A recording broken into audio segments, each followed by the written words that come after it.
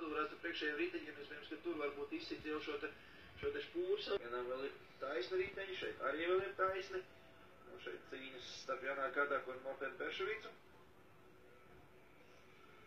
Un apli vēlāk šķiet, vai pāris aplis vēlāk šajā vietā Morkevičs arī iznīcinās savu bagiju.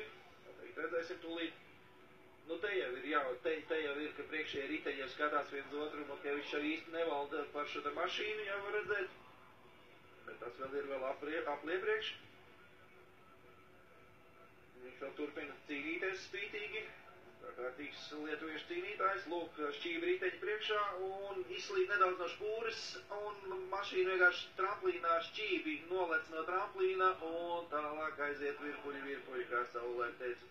Kādā no reklāmām, jā, lūk, šī te avārija vienkārši izslīdēja mašīnu, nevarēja, nepaspēja sakārtot taisni sportisti vairs mašīnu, un mašīna vienkārši sāniem nolec lejā, nevis ar priekšu, pa priekšu, kā tam vajadzētu būt. Nu, lūk, un tad, visu šo lūžu čupiņu tad arī mēģinās tūlīt nogādāt dalībnieku parkā, un pēc tam arī Lietuvā. Nu, var jau būt, ka nemaz nav tik trāki, bagiem ir tā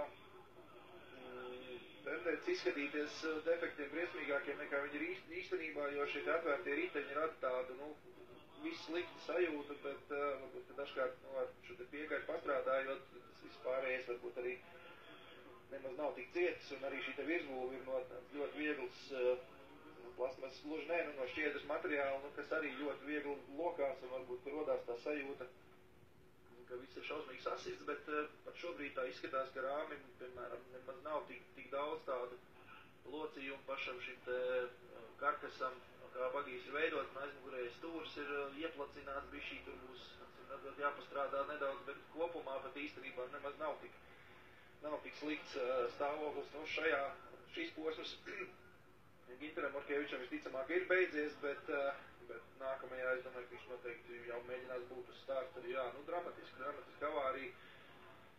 Un, jā, šādi var novērtēt, cik šis te kalns ir stāvs, jau tik ilgi lidot un pēc tam vēl tik ilgi ripot lejā. Tad, jā, grūti televīzijas režīmā ir parādīt šādu reliefa izmaiņu, bet ir kalns, ticiet man, tie, kas nav bijuši Pilskalnu trasē.